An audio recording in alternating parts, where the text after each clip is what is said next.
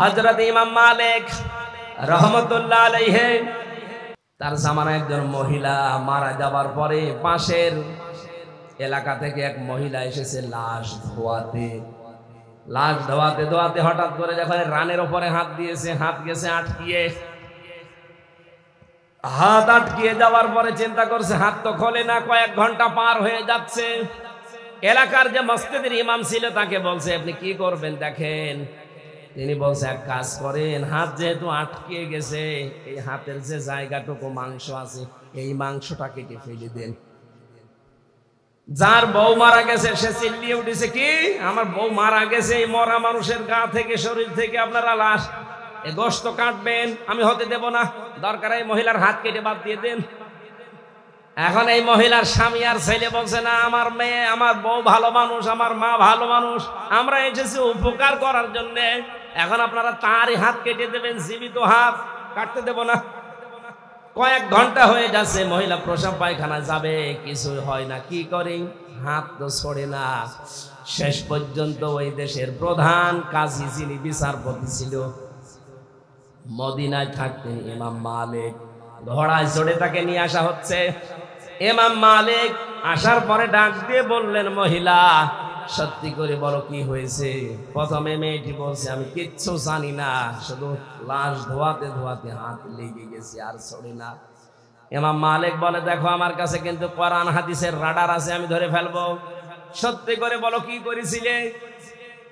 মেয়েটা বলে ইমাম সাহেব আমার তেমন কিছু মনে পড়ছে না, তবে একটা কথা আমার মনে হচ্ছে আমি লাশ ধোয়ানোর সময় একটা খারাপ মন্তব্য এই মহিলার উপরে নিক্ষেপ করেছিলাম যে তুমি তো উপরে ফিটফাট ভালো, ভেতরে তোমার সদরঘাট, তোমার চরিত্র ঠিক নেই। আমি একদিন একটা ছেলে পুরুষের সাথে তোমাকে গাড়িতে করে যেতে দেখেছিলাম, অথচ পরবর্তীতে আমি খোঁজ নিয়ে জেনেছি যে ওই ছেলেটা তার ভাইয়ের ছেলে। একটা মহিলার যদি ভাইয়ের ছেলে হয় সম্পর্কে কি হয়? ফুফু হয়। ফুফু কি হয়? 14 জন মহিলার সাথে দেখা করা জায়েজ আছে পুরুষ মানুষের, 14 জন মহিলার সাথে একজন পুরুষের দেখা করা জায়েজ আছে, তার ভেতরে আপন ভাইয়ের ছেলে আছে। কথা বুঝতেছেন? যে 14 জন পুরুষের সাথে দেখা করা একজনের জায়েজ আছে মহিলার, তার ভেতরে আপন ভাইয়ের ছেলে আছে। সূরা নিসার তাফসিরে পাবেন, আমি লম্বা করে বলছি না। যেহেতু তার সাথে দেখা করা জায়েজ, আপন ফুফু এর সাথে বিয়ে করা জায়েজ আছে। বলেন আপনি খারাপ ধারণা করে ফেললেন, এই কারণেই তো আপনার হাতটা আটকিয়েছে।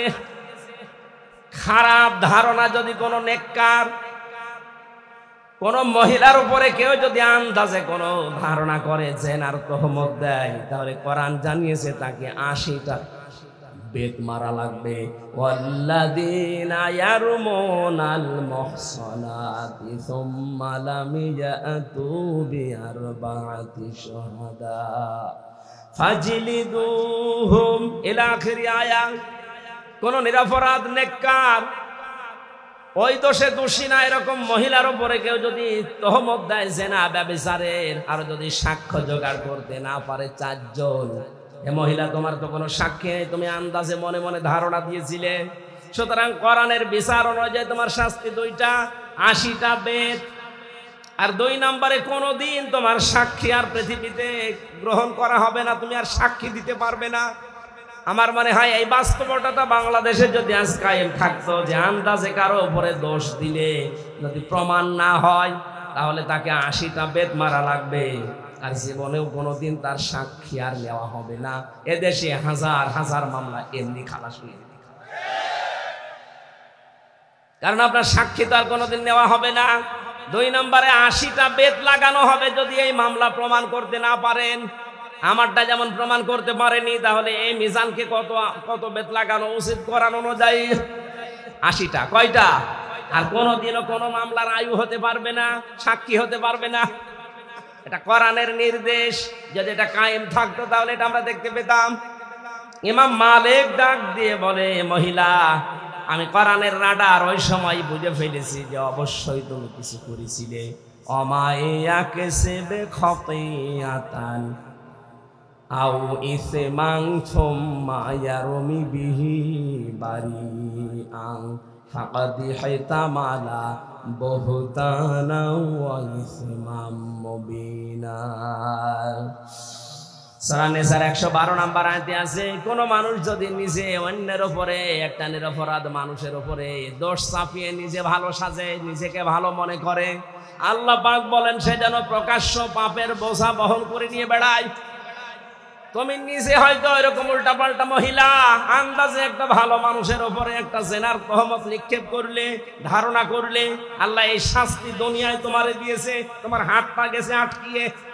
আমার মনে হয় এরকম শাস্তি যদি আজ বাংলাদেশে একটা কোন জেলায় হয়তো যে হাত আটকিয়ে যাচ্ছে দোষ দিলেই, তাহলে এদেশে এই তহমত বন্ধ হয়ে যেত।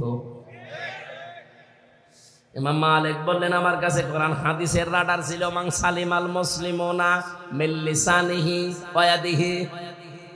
মুসলমান তো ওই মহিলাকে, ওই পুরুষকে বলা হয় যার হাতের দ্বারা আর মুখের দ্বারা অন্য মুসলমান শান্তি পায়। এটা তো একটা মুসলিম মহিলা, তার লাশ ধোয়াতেছিলেন, হঠাৎ কেন মুখ দিয়ে এই ধারণাটা বের করলেন? হাত দ্বারা যখন এই ধারণাটা করছিলে ধোয়ানোর সময়, আল্লাহ তোমার হাত এই কারণে আটকিয়েছে। এখানে হাত মানে শুধু এই হাত না, মুখ মানে শুধু এই মুখ না। পৃথিবীতে ক্ষমতারও হাত আছে, টাকা পয়সার হাত আছে, প্রভাব প্রতিপত্তির হাত আছে। কোন হাতের দ্বারা, কোন মুখের দ্বারা অন্য কোন মুসলমান যেন অশান্তিতে না থাকে, ঝামেলায় না পড়ে। যদি পড়ে তাহলে তুমি আর নবীর উম্মত না, মুসলমান না।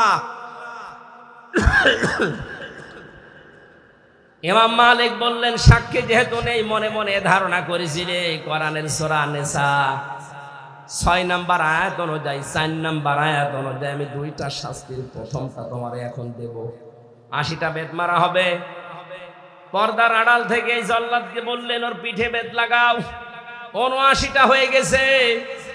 ইমাম মালিক রহমতুল্লাহ আলাইহি ডাক দিয়ে বললেন কাজী সাহেব খবর কি? বলে না, জল্লাদ তো বলছে এখনো পর্যন্ত হাত ছড়ে না। ইমাম মালিক বললেন আমি সূরা নিসার উপরে, সূরা নূরের উপরে 100 ভাগ বিশ্বাস করি আল্লাহর কোরআন, কোনদিন আমার আল্লাহ এটা মিথ্যা প্রমাণ করবে না। বাকি আছে কয়টা? বলে একটা চাবুক বাকি আছে। বিসমিল্লাহ বলে এবার আরম্ভ করো। বিসমিল্লাহ বলে যখন 80 নাম্বারটা মেরেছে, চট করে হাত খুলে গেছে। মিথ্যা তহমত কত কত কঠিন জায়গায় পৌঁছায়। একটা দৃষ্টান্ত শুধু দিলাম, আজ বাংলাদেশে মিথ্যা তহমতের ছড়াছড়ি চলছে। এমনকি 5 তারিখের পর থেকে এ পর্যন্ত অনেকেই এই মিথ্যা তহমতের শামিল হয়ে নিরপরাধ মানুষ ও জুলুমের শিকার হয়ে বিভিন্ন রকমের ঝামেলায় পড়েছে। ডাক্তার শফিকুর রহমানের নাম বলছি এ কারণে, এই লোকটার চাইতে তো আপনি বেশি ক্ষতিগ্রস্ত হননি, এই লোকটার চাইতে বেশি জুলুমের শিকার আপনি হননি। তার ছেলে জেলখানায়, তার বউ অসুস্থ, তার দলের লোক সব পালাচ্ছে, কেউ জেলখানায়। এত বড় কঠিন পরিস্থিতি এই 15.5 বছর সে লোকটা পার করেছে। এরপরও 5 তারিখের পরেই কেমন উদারতা দেখিয়েছে যে আমি সবাইকে আমার দলের পক্ষ থেকে আল্লাহর জন্য মাফ করে দিলাম। আর ভিকটিম যারা আছে তারা যদি কিছু করে আমি সাহায্য করব, কিন্তু আমাদের দলীয় ভাবে আমার নিজের পক্ষ থেকে আমি আল্লাহর জন্য সব এই 15.5 বছরের অপরাধ মাফ করে দিলাম। ওই অন্য কেউ তো বাংলাদেশে কথা বলতে পারেনি। কথা বলেন না কেন? কেউ বলতে পেরেছে কথাটা? কত বড় মন হলে কথা বলা যায়, নিজে ভিকটিম হওয়ার পরেও।